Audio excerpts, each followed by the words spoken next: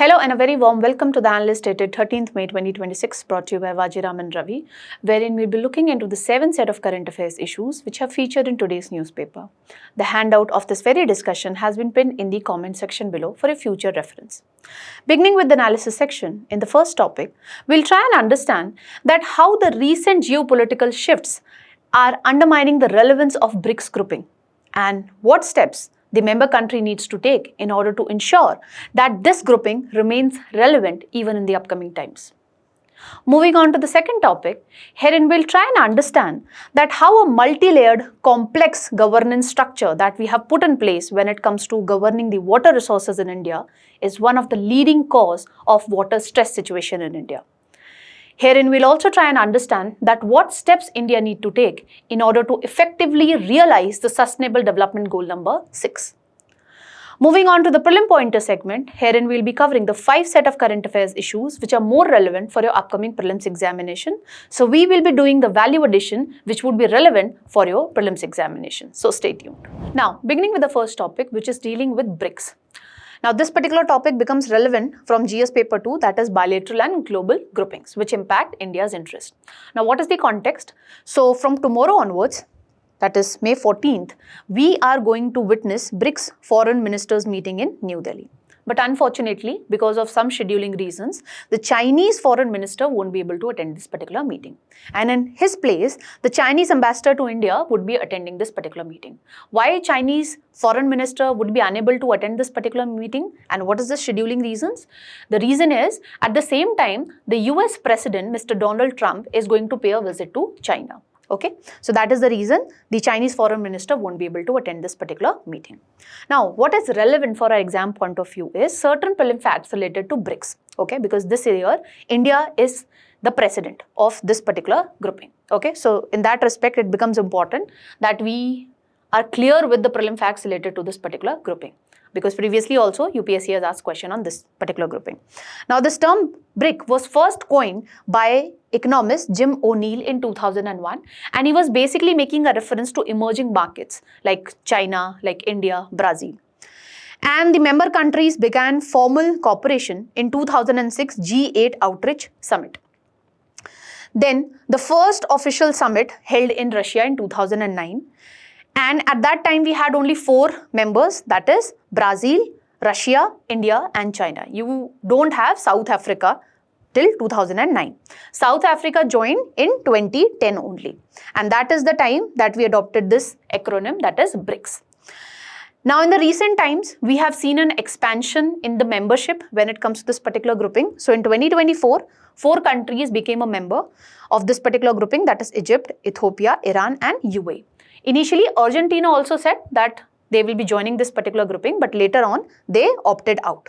Okay, so if in the prelims examination, you get this particular thing that Argentina is a member, the answer is no. Okay, then in 2025, one of the Southeast Asian country, that is Indonesia, became a member of this particular grouping. So, Indonesia is the first Southeast Asian member of this particular grouping. When it comes to Saudi Arabia, it has accepted the membership, but it has yet not formally ratified it. Okay, so it is still dicey when it comes to Saudi Arabia. Although if you go to BRICS website, they'll show that Saudi Arabia is a member. Okay, now since we have seen an expansion in the membership base of this particular grouping, nowadays we are using this acronym BRICS Plus. Okay, to basically reflect the new membership since 2024. Now, when it comes to this BRICS, it does not have a permanent secretariat. Okay, so how does it ensure consensus building among the different countries? So, it has a Sherpa system. What is the Sherpa? Sherpas are basically high-level government officials which are appointed by that particular country to represent their interest when it comes to the BRICS grouping. Okay, so they are designated leaders who would be representing the country's interest when it comes to the BRICS bloc. And this serves as the primary channel of communication among the BRICS nations. Now, what is the relevance of BRICS grouping in the recent times? First and foremost, it has huge economic influence. Why? Because BRICS countries represent 35% of global GDP approximately, because different website would be giving you different figures. So you can, in the mains examination, always mention approximately. And the same we can say, when it comes to world's population. Approximately 45 to 46% of the world population it represents. And it is projected by the economist that this particular grouping would be contributing more than 50% to the world GDP by 2030. And one more relevance this grouping hold is their control when it comes to the energy supply chains. Why am I saying this? Because I told you Saudi Arabia, it has yet not formalized, it has yet not, ratified the membership thing, but the BRICS, website shows that Saudi Arabia is a member. And we all know that when you talk about the OPEC countries, which is the largest producer of crude oil? So that is Saudi Arabia. The third producer is your Iran, and the fourth largest producer in OPEC is UAE. And since these three countries are a part of BRICS grouping, this highlights that this grouping controls 44% of the global crude oil production. Okay, so it is going to have a major say when it comes to energy security. Then this grouping provides alternative to Western nations dominated groupings, okay, like IMF, World Bank. So it is said that it acts as a counterweight to Western dominated forums like IMF and World Bank. So to give a counter to World Bank, we have New Development Bank, which offers an alternative to World Bank by mobilizing resources for infrastructure and sustainable development projects, especially in the emerging economies. And you need to make note of this thing, that this bank came into picture in 2015, okay, through Fortaleza Declaration. And when it comes to this New Development Bank, one more thing that you need to make note of is that in order to be a member of this particular bank, it's not necessary, okay, that you are a BRIC member. Okay, make note of this particular fact, that if you want to be a member of this New Development Bank, it's not at all necessary that you are also a member of BRICS. Okay, then to counter the IMF, we have contingent reserve arrangement. So this was also came into picture in 2015, and it offers financial safety net to members in case they are facing any BOP disequilibrium. Okay, unlike the IMF, which imposes certain conditionality on us. Okay, if you have read the balance of payment chapter in your foundation classes and in the standard books, you must have read about this upper credit tranche.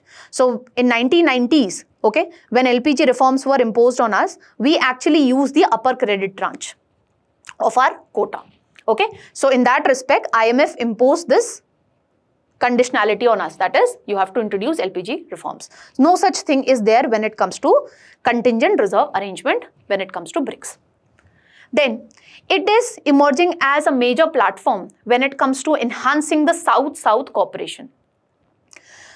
And why am I saying this? Because it has emerging economies and we have expanded the membership base also. Now it has members from Africa, Middle East and Asia as well as Southeast Asia, that is Indonesia. And together these nations has condemned the unilateral sanctions or the reciprocal tariff being imposed by USA, Mr. Donald Trump. Then it is playing a major role when it comes to addressing the global challenges. For example, in 2025 BRICS summit, which took place at Rio, the member countries criticized the Pahalgam attack, although they did not specifically mention Pakistan, and they also condemned the bombing of the Iran's nuclear sites. And here also they didn't name USA, okay? But they are raising the concerns of their member countries, okay? And they are cooperating when it comes to in the field of counterterrorism, cybersecurity, and ensuring peace and stability. Then, these member countries are taking a step in the direction of de-dollarization. So, in the 16th BRICS summit, this idea of BRICS Pay was floated, although it has not come into picture even today. So, in this BRICS Pay, what was the idea? That we will be linking the national fast payment networks. Example, in case of India, it would be UPI, which would be potentially supporting the central bank digital currencies transfer. And that's how, they would be promoting trade in the local currency and they would reduce their dependence on the dollars. Now, this highlights the significance of this particular grouping. What are the recent challenges this particular grouping is witnessing, especially in the backdrop of recent geopolitical shift? First and the foremost challenge is the bilateral tensions, which is there within the member countries only. We all know India and China, they have border dispute, okay? And we are witnessing that China is aligning more with Russia. So that is another challenge. Then Egypt and Ethiopia, they have conflict when it comes to Nile River. So the member countries, since they have their own bilateral issues, this becomes difficult to manage the tensions and to enhance the cooperation among the member countries. Then the member countries have diverse political systems. Some have democratic systems, some are autocratic in nature or authoritarian in, they have authoritarian regimes. Authoritarian regimes we have in China, Russia, Iran, and democratic states are India, Brazil, South Africa, Indonesia, and Egypt. So when you have different political system, it becomes difficult to hold a common view when it comes to issues like human rights, governance, and international norms. That is, rules-based order should be there. Okay, so it becomes difficult to build a consensus on this particular aspect. Then when it comes to BRICS, we are seeing that there is an emerging dominance of China. Why? Because Chinese economy is significantly larger than all the other BRIC members' economy combined. So it is a threat that China might be dominating the working of this particular grouping. This leads to perception of dominance rather than equality. Because why did we create this particular grouping? So that we don't face the same, dominance thing that we are witnessing in other institutions like IMF and World Bank, wherein there is dominance of US. So the same dominance thing we are seeing under the BRICS grouping also, and that is of China. So this is a cause of concern. Then the different countries are focusing upon different sectors. They have varying economic structures. Now, when it comes to countries like Russia, Brazil, Saudi Arabia, and UAE, they are the countries which export different commodities. When it comes to China, it has a huge manufacturing base. When it comes to India, we have greater potential when it comes to services sector. So because of this varying economic structure, it becomes very difficult to come at a common point that how do we converge our trade interest, okay? And how do we converge our economic priorities? Because every country have varying economic structures. Now, another problem is economic coercion. Now, although the BRIC nations stated that we will be moving in this direction of de-dollarization, coming up with BRICS Pay, okay, promoting trade in local currencies. But the moment Donald Trump heard this particular thing, he gave a strict warning to all the BRICS nations that if you thought to move in this direction of de-dollarization, if you took any step which is going to reduce the relevance of dollars in the upcoming times, I would be imposing 100% import tariff on your products. And I think there's huge weightage when it comes to the threat given by Mr. Donald Trump. And that is the reason this idea has yet not been realized. Okay. Then there is lack of collective security framework. 3 countries which are a member of this particular grouping, that is Saudi Arabia, UAE, and Iran, they are engaging in war. Okay. During this West Asian crisis, Iran targeted the US bases in UAE and Saudi Arabia. And when it, attacked on UAE, this has jeopardized the air traffic when it comes to the UAE, and it has negatively impacted the tourism sector in UAE. So since the member countries are fighting amongst each other, this clearly points out that they don't have a collective security framework, okay, unlike NATO. And this was the reason when last month, another meeting was organized in New Delhi that was of deputy foreign ministers and special envoys. In this meeting, we could not come up with a joint statement. Why? Because the countries like Saudi Arabia and UAE on one side and Iran, they were having divergent viewpoints when it comes to coming up with a statement on the West Asian crisis. And this put, India in a difficult diplomatic positions. Because all the members are part of BRICS, how India can take a stand on this particular thing. Then another problem is, I told you that when it comes to BRICS, it does not have a permanent secretariat. Now, when you don't have a permanent secretariat, when you don't have a fixed budget, okay, how they are cooperating? So they are just, organizing the things through annual meetings, like this meeting and the foreign ministers meeting, which is going to be scheduled in Delhi from tomorrow onwards. Now, the problem is when a grouping does not have a permanent secretariat, how are you going to monitor whatever plans you created? What is the, implementation? How are you going to monitor the implementation of those plans? So that becomes difficult, okay? So there's lack of institutional coherence and consistent implementation of the decisions. This is significantly jeopardizing the functioning of BRICS grouping and whatever plans it comes up with. Now, the last thing that we need to know is what needs to be done so that BRICS remains relevant even in the upcoming times. First and foremost, what the member countries should do, they should cooperate on those economic and developmental goals which are common to all the members. Like they can cooperate when it comes to green infrastructure, renewable energy, digital transformation and food security. So they need to figure out what is the common areas of interest, and that would help them to enhance their economic cooperation. And we have studied this multiple times. When the two countries, they have heightened economic cooperation, it becomes difficult over a period of time that they would be going against the interest of each other. Okay, so that is the reason whenever you see that there is a conflict going on between the two countries, one suggestion that would be given is strengthen the economic cooperation between the two countries. So that is something we need to do with respect to BRICS. Then there needs to be fairer intra-BRICS trade. Okay, we need to address this factor of China's dominance when it comes to this particular grouping, because the idea with which the BRICS grouping was created is that we would not be following the Western dominated forums like IMF and World Bank. We need to counterbalance them. So we don't want the Chinese dominance to take place when it comes to BRICS grouping. For that, what the member countries need to do, they need to diversify their imports and exports among the different member countries, and the well-off countries should come up with investment projects, especially in the less developed BRICS economies. Again, strengthening the economic cooperation. Then we need to move in this direction of de-dollarization in a gradual manner, okay, or in an incremental manner. What do I mean by this? First, when it comes to bilateral trade taking place between the two member countries, they should try to do the bilateral trade in their local currencies. Over a period of time, the local currency lending should be given by the new development bank, and then we should move in this direction of BRICS pay. Okay, so there should be a gradual transformation in this respect. Then there needs to be better alignment with the interest of the South countries, okay, to strengthen the South-South cooperation, what the BRICS grouping needs to do. So this BRIC Plus needs to ensure that on a regular basis, we are having dialogues with other groupings which are representing the interest of the southern countries like African Union, ASEAN, etc.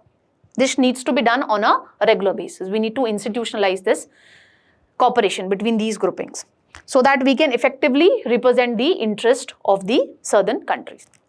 And lastly, to ensure that whatever plans the BRICS member countries come up with, and to ensure effective implementation of those ideas and plans and pledges, we need to come up with a permanent institutional architecture. That means we need to put in place a BRICS secretariat, which would ensure policy continuity, it would help in monitoring the implementation of the goals that we set, and it would be converting the summit declaration into measurable outcomes. Although you have made a goal, but how do I measure that? That how far we have been able to meet that particular goal. So for that, some metrics would be developed by this BRICS secretariat.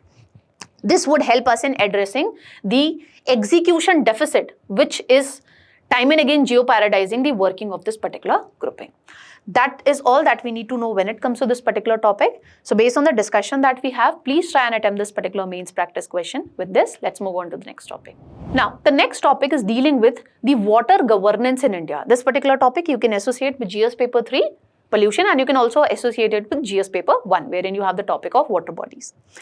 Now, the article has appeared in The Hindu, which highlights that when it comes to the water crisis in India, it is not that much hydrological, rather it is because of the institutional setup that we have in India, which is very complex and it is multi-layered, okay, which makes it very difficult when it comes to coordination among the different organizations or the commissions that we have set when it comes to water governance.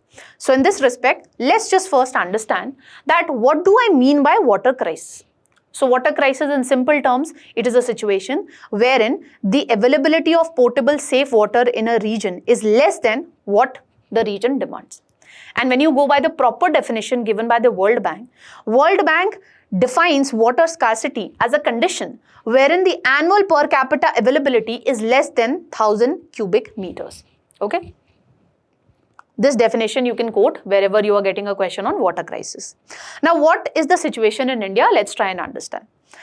Now, when it comes to India, the water availability, since the time we got independence, it is showing a declining trend.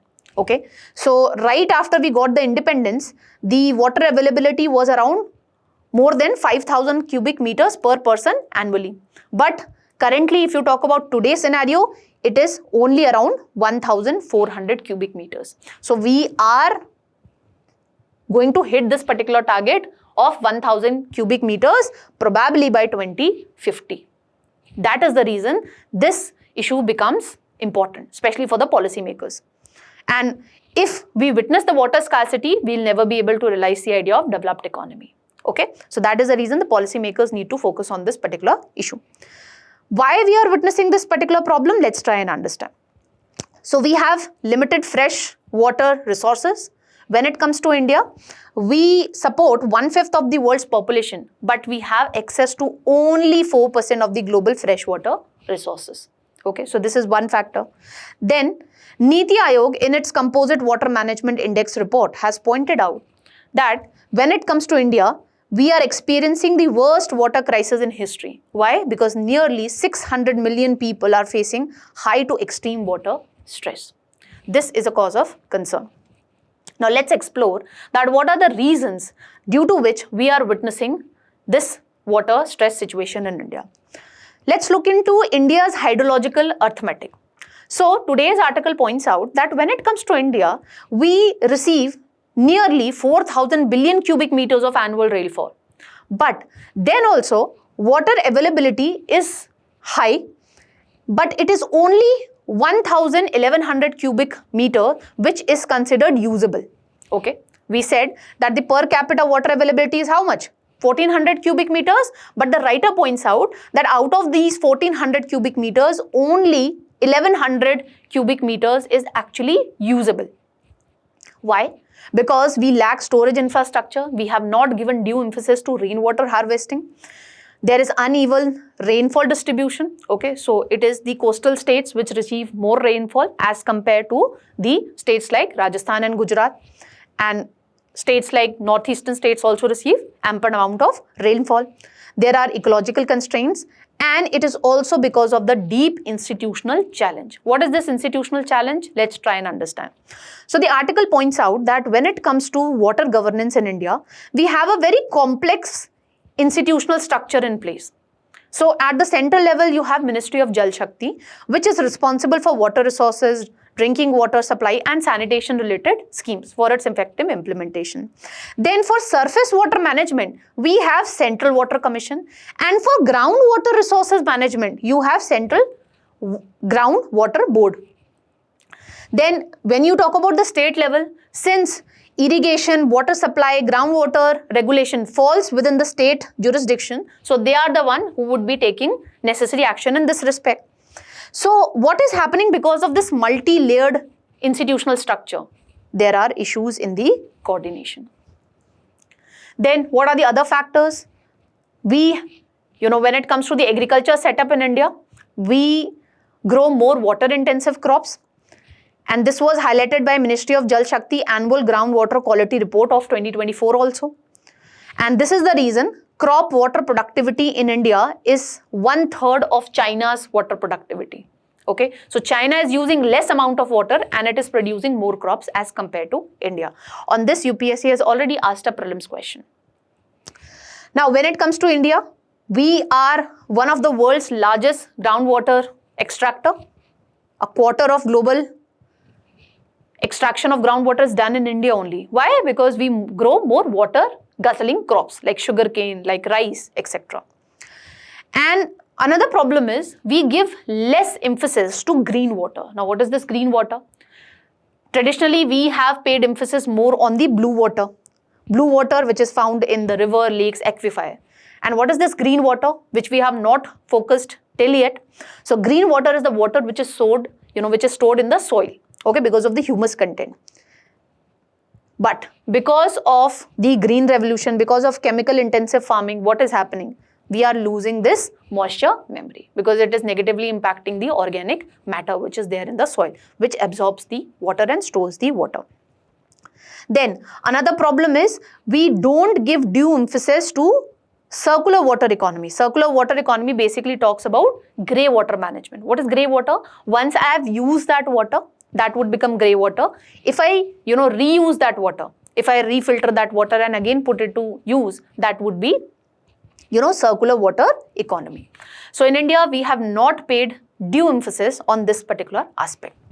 So we treat used water as waste and not as a resource. It is basically because of the mindset that we have when it comes to Indians.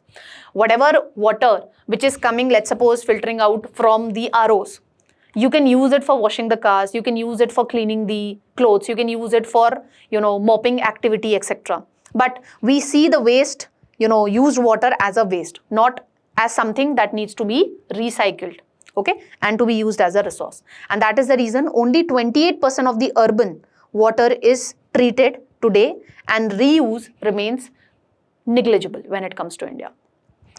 Then another problem is water contamination. We already have less water availability, and to add up to that, we are also putting pollutants. Okay, you must have heard about the Bengaluru lake, which caught fire time and again. Why? Because of the pollution thing. So this is another problem which is reducing the water availability, potable water availability, which is suitable for and safe for drinking. Now, what all steps the government has taken to ensure that adequate availability of water is there in India? So when it comes to rural India, we have the Jal Jeevan mission, which was launched in 2019, which had this idea that we would provide functional tap connection to rural homes till 2024. Recently, it has been extended. Okay, so it has been extended till 2028. Because we realize that state needs more time to ensure this universal coverage. And under this 2.0 version, we have Sujalam Bharat, wherein every village would be digitally mapping the complete drinking water supply system from the source to tap. Okay, so we are enhancing the community participation when it comes to water management. So we are moving in the direction of participatory governance, which is a good thing. Then when it comes to sustainably managing the groundwater, we have the Atal Bhujal Yojana, which is funded by the World Bank. And it would be targeting the behavioral change, and herein we are again promoting participatory mode of governance when it comes to managing the water resources. Okay, especially in the water stressed blocks. So every village would be coming up with their own water security plans based on real-time data that they will be able to get from the digital monitoring stations. Okay, so again we are promoting the participation of the citizens when it comes to managing the water resources efficiently. Then we have PM Krishi Sinchai Yojana, which is a major scheme which promotes micro irrigation technologies and drip irrigation. So it is trying to improve the water management, especially when it comes to agriculture, which is one of the major sector which extracts the groundwater in India. Then for the urban areas, we have the Amrut mission, that is Atal Mission for Rejuvenation and Urban Transformation, wherein we aim to expand the water supply networks, sewage treatment systems and wastewater reuse. We are trying to improve the wastewater reuse, basically moving in the direction of circular water economy. Okay. And when it comes to river basin restoration, we have initiatives like Namami Ganga program, wherein we are combining the pollution control, sewage treatment and ecological restoration of river basins like that of Ganga. So all these steps we have taken. What more needs to be done to ensure that India does not witness the water scarcity situation? Okay. So for that, first and foremost, we need to focus upon the green water. For that, we need to come up with a dedicated mission on green water. So this would be focusing upon healthy soil organic carbon, which helps in holding the water. And this is the cheapest and the most effective water storage system. So we need to be focusing upon this. And for this, we need to focus upon traditional regenerative practices, okay, like mulching, no-till farming, cover the croppings, etc. Then another major thing that we need to do is adopt this idea of crop diversification. Now, if we move in the direction of crop diversification, we would be able to realize the triple dividend. What is this triple dividend? We will be able to get better nutrition. So the people would not be suffering from micronutrient deficiency because you will be getting enough, micronutrients from millets as well as from pulses.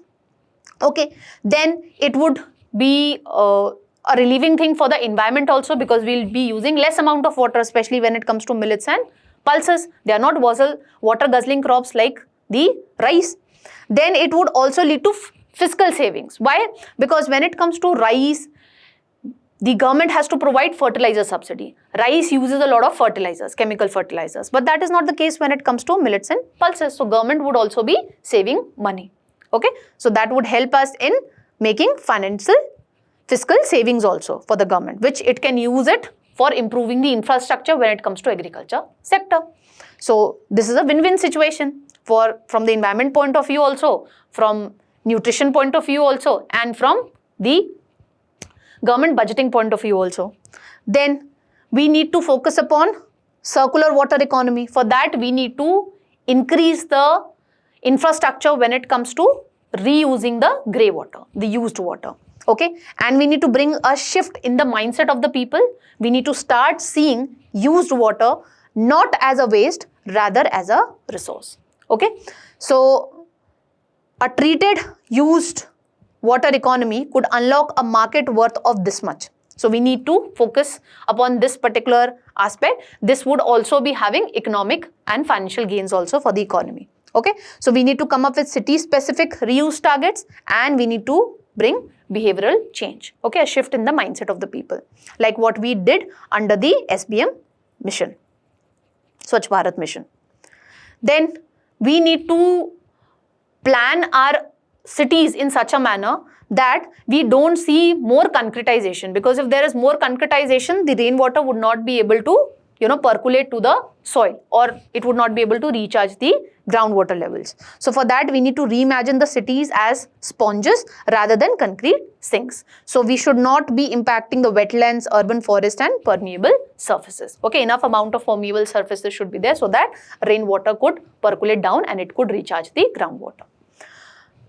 Moving forward, we need to reform the water governance. In this respect, we need to adopt the Mihir Shah committee report, which suggested that don't segregate the surface water and groundwater. I told you, we have the Central Water Commission, which looks into only the surface water, and we have Central Groundwater Board, which basically manages the groundwater. So instead of seeing them as single, separate entities, start seeing them as a single entity. So instead of having these two institution, that is Central Water Commission and Central Groundwater Board, let's merge them and make one single entity, that is National Water Commission, and start seeing the surface water and groundwater as a single entity. Then we need to further enhance the participatory water management thing so that there is better accountability and effectiveness when it comes to managing the water resources. Okay, you can quote certain successful case studies also that we have from the state of Rajasthan. For example, Chauka system, as you can see in this particular picture. So this is created so that we can preserve each drop of rainfall. Okay. Then in Kerala also, herein the people have adopted rooftop rainwater harvesting, and that water is used to recharge the groundwater level. So these case studies you can quote in your answers. That's all that we need to know with respect to this particular topic. As you can see on this particular topic, UPSC has already asked a question related to water stress way back in 2019 in GS paper 1. On similar lines, I have framed a practice question for you people. So based on the discussion that we have, please try and attempt this particular question. With this, let's move on to the prelim pointer segment. Now, beginning with the prelim pointer segment, the first article is dealing with the National Testing Agency. Now, why this agency is in news? Because it has cancelled the NEET UG 2026 examination, which was conducted on 3rd of May. Why this exam got cancelled? Because there were allegations of question paper leak, because a handwritten note was circulating on the messaging groups wherein majority of the questions were matching the main question paper which was there for the NEET UG 2026 exam. However, when it comes to NTA, it has given the assurance to the students that the next schedule for the exam would be coming up within 7 to 10 days and no new fees needs to be given, no new registration needs to be done. Now, in this backdrop, CBI has registered a case and it would be probing this particular thing, that whether actually there was a paper leak or not. Now, when you talk about the NEET UG examination, it is a gateway examination to get admission in the undergraduate medical colleges across India. This particular topic is related to polity section of our prelim syllabus. Now, when you talk about the NEET examination, it has been in news because of multiple controversy, and due to this NTA also is in news time and again. Now this idea of conducting a single entrance test when it comes to the medical colleges, this was introduced in 2013. Then we witnessed concerns related to impersonation, okay, which came up in 2019.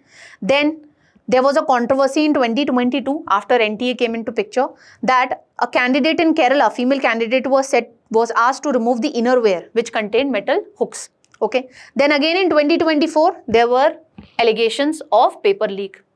So because of this NEET examination is time and again in news, and because of this NTA is always in news. Now, let's just make note of certain prelim facts related to this National Testing Agency. So, this agency was created in 2017 and it established as a society under the Indian Society Registration Act of 1860. Now, it is an autonomous and self-sustained testing organization to conduct entrance examination, especially when it comes to higher educational institution. What is the composition of this particular body? So, it is chaired by an eminent educationist who would be appointed by Ministry of Human Resource and Development. Then the CEO of NTA is the Director General and is to be appointed by the government, and this Director General would be again assisted by 9 verticals headed by academicians and experts. It also have a board of governors which comprise members from users institutions, basically the higher educational institutions. From that also we have representation. Now, what was the objective? Why this body was created in 2017? Basically, the idea was that we would be relieving the other agencies like CBSE and All India Council for Technical Education. So now they don't have to worry about conducting their examinations. This NTA would be carrying out the examinations. So previously CBSE used to conduct the UGC NET examination, and this All India Council for Technical Education used to carry out the Common Management Admission test. Now all these tests are carried out by NTA. Now what was the intent? Why it was created? To give effect to program of action which was planned in 1992, which have this idea that there needs to be a common entrance examination on an all India basis, and this is being realized with the establishment of NTA. And it also intends to adopt the global best practices, like when it comes to NTA, it is collaborating with international organizations like the ETS, Educational Testing Services. And further, it has to put in place a strong R&D culture, and it needs to have a pool of experts in different aspects of testing. Okay, so these are the areas on which it has to focus. Now, why this entity is in news time and again? Firstly, there have been controversies when it comes to paper leaks, as we have seen in 2024. There were allegations of newspaper, question paper leak when it comes to NEET and NET examinations.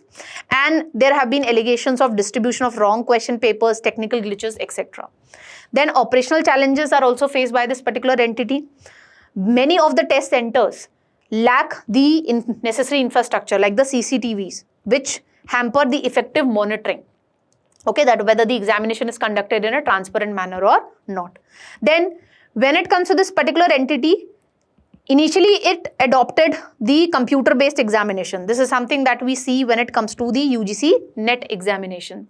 Then again it went on to the offline pen and paper mode. In pen and paper mode, there are high chances of paper leak, and the answer keys could be tampered with. So these are the various issues when it comes to functioning of this NTA. What needs to be done to improve the functioning of this particular body? So we need to implement the advanced way of conducting the examination, that is computer-based test, and herein we should make use of the emerging technologies like the encryption methods, which would ensure that the exam papers are not transmitted and they are secured, and no unauthorized access should be allowed when it comes to the question papers prepared. Then we need to integrate the artificial intelligence to carry out real-time monitoring of the test centers. Okay, so AI-driven systems can detect anomaly, suspicious activity, and this would reduce the likelihood of any misconduct during the examination. And we should also incorporate AI when it comes to the evaluation process. Okay, this would help us in ensuring the fairness and minimizing the human errors when it comes to evaluation part. Then gathering regular feedback from the academicians, from the students, that how we can further improve this examination process, okay, for continuous enhancement of this particular process. And lastly, establish robust support system, especially for the students who got affected because of this cancellation of NEET UG examination. Time and again this exam is getting cancelled. So this is going to jeopardize the future of these students. So the government needs to provide some, support to those affected students, because their future should not be compromised due to administrative challenges, due to systematic failures. Okay, so mental health support and all kind of necessary support should be provided to the affected students. That's all that we need to know with respect to this particular topic. Let's move on to the next one. Now the next topic is related to the increasing gold imports in India and how we are seeing increased gold import because of an agreement that India signed with UAE. This particular topic is relevant from the economy point of view. Now what has actually happened is, we all are aware about the West Asian crisis, and it has entered into the third month. So keeping this thing in mind, the Honorable Prime Minister had made a request to all the Indians that we should stop importing non-essential items like the gold. And we need to reduce the consumption of petroleum products. We should help the nation when it comes to preserving the foreign exchange reserves. Because if you import more, you have to pay in dollars. And India is left with less amount of dollars because of the increased price of crude oil. Crude oil, as we can see, the price have already increased more than $100 per barrel. Okay, so oil is something, an essential commodity which we cannot stop importing. But gold is something that we can stop importing, or I would not say stop, we can reduce importing when it comes to gold. Now, as you can see from this particular, table, which has been given by the Ministry of Commerce and Industry, that India continue to import more quantities of gold. Now, this is problematic because it worsens the current account deficit of India. If the current account deficit is increasing, what would happen? We would be witnessing import-led inflation in India. And whenever there is inflation, what happens to the purchasing power of money? It would go down. And this import-led inflation would be having impact ultimately on us also. Various experts are pointing out this particular fact that India is heading towards a situation called stagflation, wherein the GDP would not be improving, and we will also be witnessing heightened inflation and increased unemployment. Okay, so keeping this thing in mind, only the Honorable Prime Minister has made a request that we should stop or we should reduce the import of unnecessary gold. Now, the article points out that India is witnessing increased import of gold. Why? Because we signed a treaty with UAE way back in 2022, wherein India is offering concessions to UAE when it comes to importing the gold. So when it comes to the import structure of India, it is heavily skewed towards the finished products. So we are not importing gold in such a manner that we can do some value addition in that and then we can export it. Okay, so there is limited opportunity available when it comes to value addition. I know that some of you would not be able to understand this. See the example of Switzerland. What Switzerland does, it does not produce gold. Okay, what it does, it would be importing gold, and then it has a well-established refining infrastructure, and it uses the world-class London Bullion Market Association refineries. And it does the value addition in its own country, converting it into high purity bullion of gold, and then it exports it. So whatever import of gold it is making, that is getting addressed because it is exporting highly purified gold. Okay, so when it comes to Switzerland, it is able to do 40% of value addition when it comes to the gold items, hence neutralizing the trade deficit concerns. This is one thing. Another problem is when it comes to India, we don't import the gold from countries like Argentina, Peru and Dominican Republic, which supply the gold at below average import cost.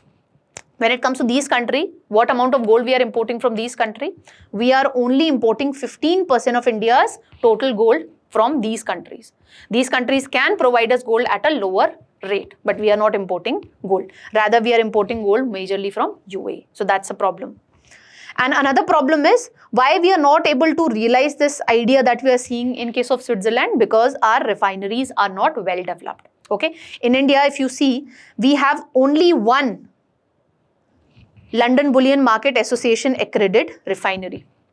So if you don't have such refineries, obviously you cannot sell high purity gold at a higher price, and you cannot neutralize the impact on the trade deficit what we are having because of the import of gold. And this was something which was highlighted by the Niti Aayog report also, that unlike countries like Switzerland and UAE, India is not very well connected with the global value chain. Okay, so this reduces the ability of India to position itself within the international supply chains. Now, when it comes to the gold imports, we need to make note of the sovereign gold bond scheme. Now, this scheme was launched in 2015 under the gold monetization scheme. This scheme has already been covered in yesterday's Analyst. You need to let me know, once we discuss the features of sovereign gold bond scheme, that what is the difference between gold monetization scheme and the sovereign gold bond scheme.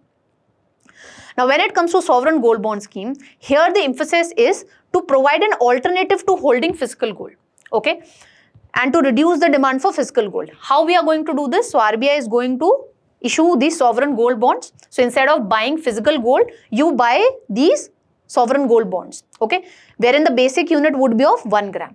And this is the minimum investment that you can do under this particular scheme. That would be 1 gram of gold.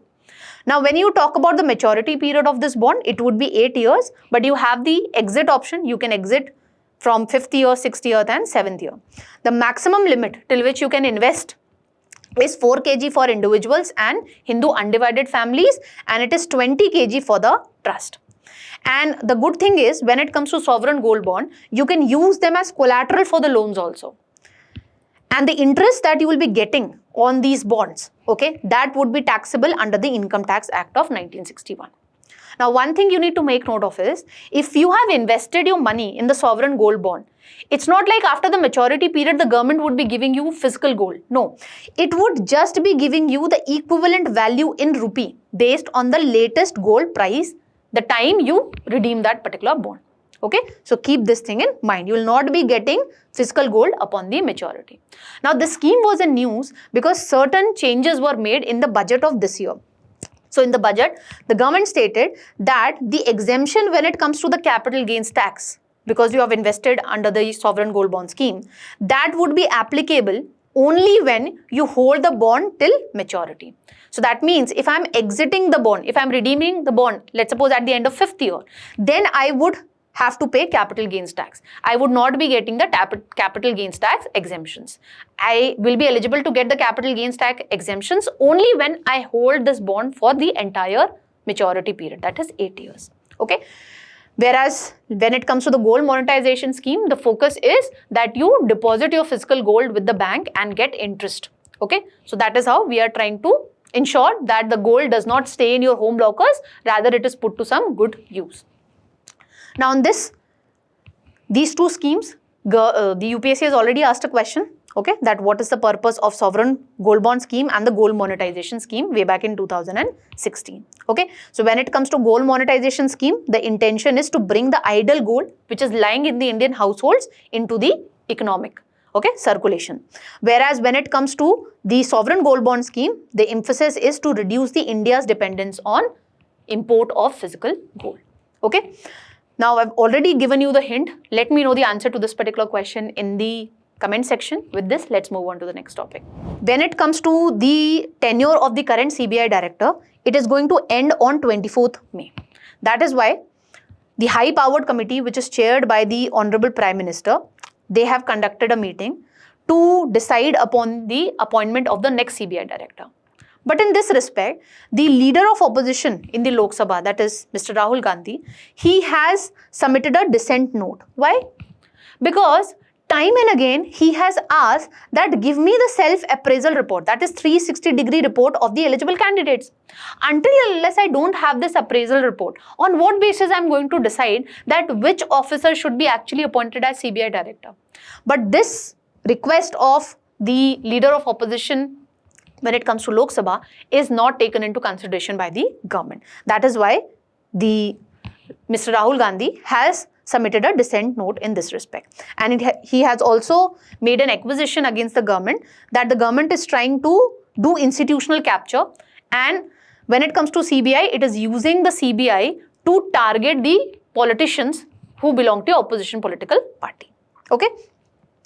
So when it comes to the high powered committee, which is going to decide that which person should be appointed as the CBI director, it consists of your Prime Minister, who would be the chairman. Then you have leader of opposition in the Lok Sabha, and you have the CGI also. This particular topic becomes relevant from our polity section. Now let's note down certain prelim facts related to CBI.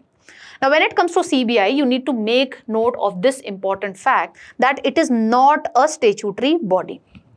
Although it derives its power to investigate the offences from the Delhi Special Police Establishment Act of 1946. It is just deriving the power. It is not created through this particular statute. That is why CBI is said to be neither a constitutional body nor it is a statutory body. And it was put in place based on the recommendation of Santhanam Committee on Prevention of Corruption.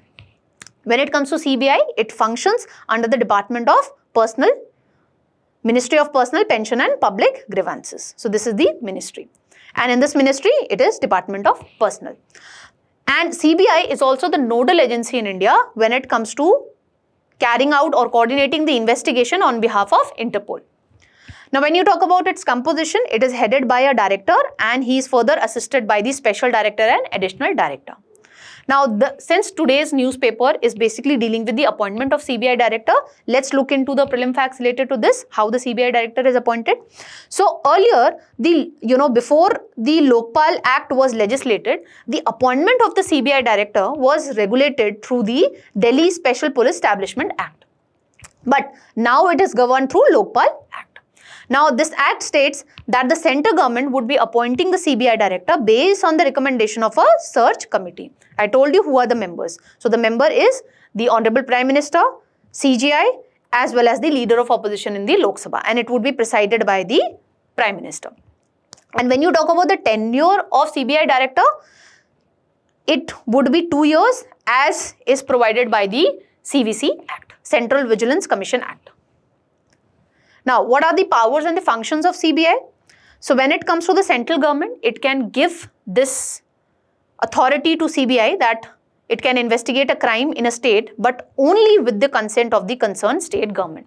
And the consent of the state government is mentioned under section 6 of the DSPE Act. Okay, wherein the consent of the state government is needed. Why? Because police and public order are a part of the state list. That is why when it comes to this particular act, when it comes to investigation power of the CBI in a particular state, it is based on the consent given by the state.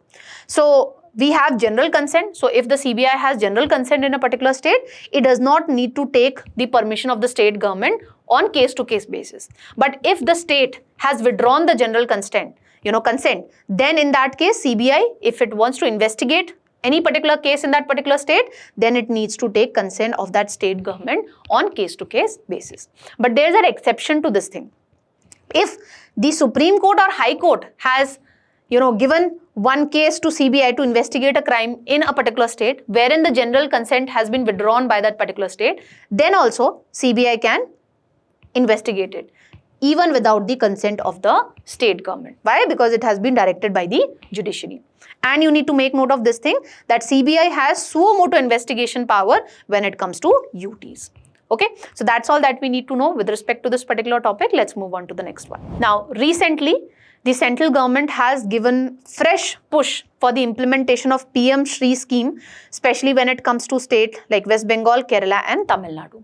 This particular topic is relevant from the prelims point of view, that is government schemes. Now, let's note down certain prelim facts related to this particular scheme. So now the SHRI schools intend to empower students with 21st century skills. So this simply means that we would be, focusing upon vocational training. We would be coming up with new pedagogy. We would be ensuring that the students are aware with what is a environment friendly method. Okay, so all these things would be focused upon. We will be focusing upon the R&D culture also.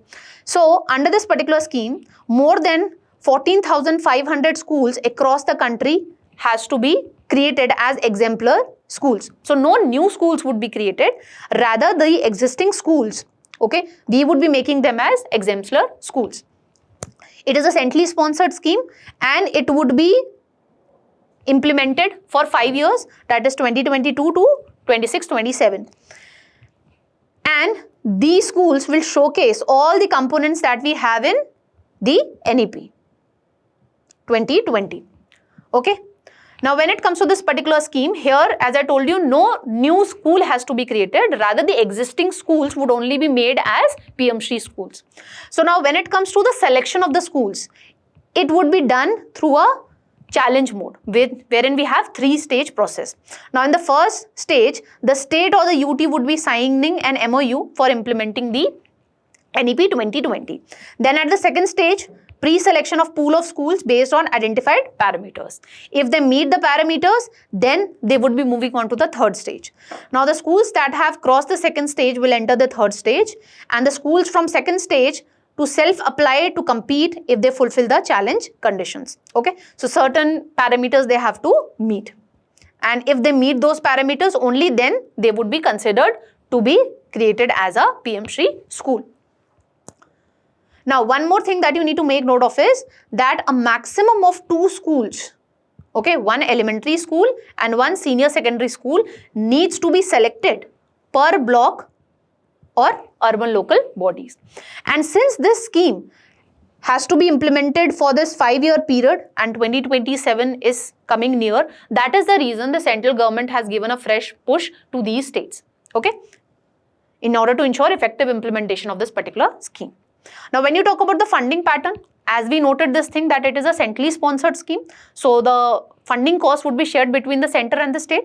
So, when you talk about the states and UTs which have legislature, but make note of this thing, except J&K, herein the funding ratio would be 60:40, 60 borne by central government, 40 by states.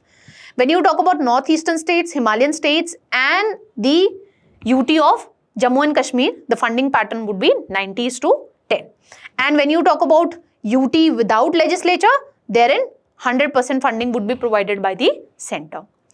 Then when you talk about the implementation, so it would be implemented through the existing administrative structures that we have in form of Samagra Shiksha, Kendriya Vidyalaya Sangathan and Navodaya Vidyalaya Samiti, because from these only the schools would be selected. And as I have told you, maximum 2 schools needs to be selected per block, per urban local body. And the upper limit is 14,500 schools across India. We have to create these many PM-SHRI schools. And as I told you, we are trying to impart 21st century skills to the students. So we will be creating green schools wherein we would incorporate the eco-friendly features like solar panels, LED lights, water conservation, waste management system. All these would be put in place. Okay, and eco-friendly ways would also be taught to the students also, that how they can contribute when it comes to water conservation and all. And for continuous evaluation of the students, we have the school quality assessment framework which was proposed by CBSE, and it has been developed to continuously monitor the learning outcomes. Okay, and we are going to come up with the new innovative pedagogy also, play-based methods when it comes to the students. That's all that we need to know when it comes to this particular topic. Let's move on to the next one. Now, the last article is dealing with inflation. Now, as you can see in this data point itself, that the core inflation has remained unchanged at 3.7%. But what we are witnessing is the restaurant inflation, the money that you are paying from your pocket when you are going to McDonald's, when you are having dinner outside, that money that you have to pay is increasing. Okay, so restaurant inflation is on a rise. Why? Because of the price hike in the LPG cylinders.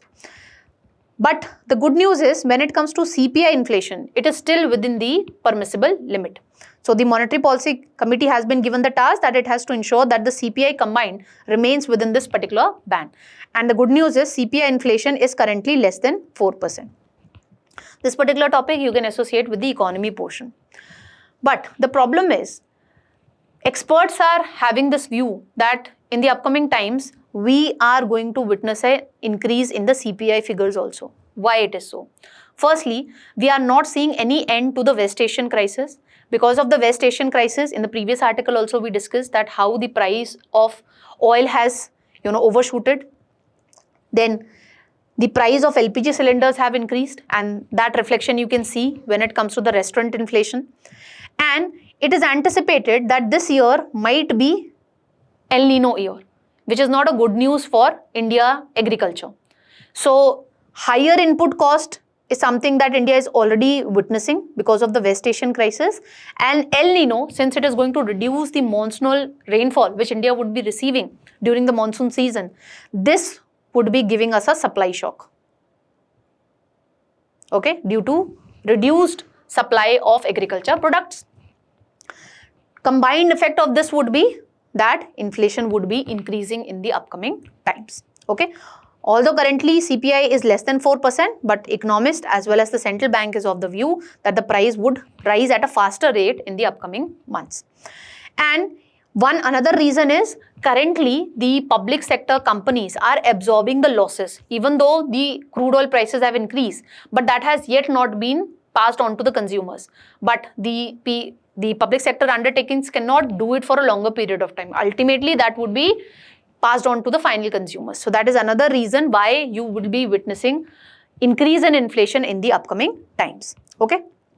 Now, in this respect, two terms were in news. One is the core inflation, another is headline inflation. CPI is also referred to be as headline inflation.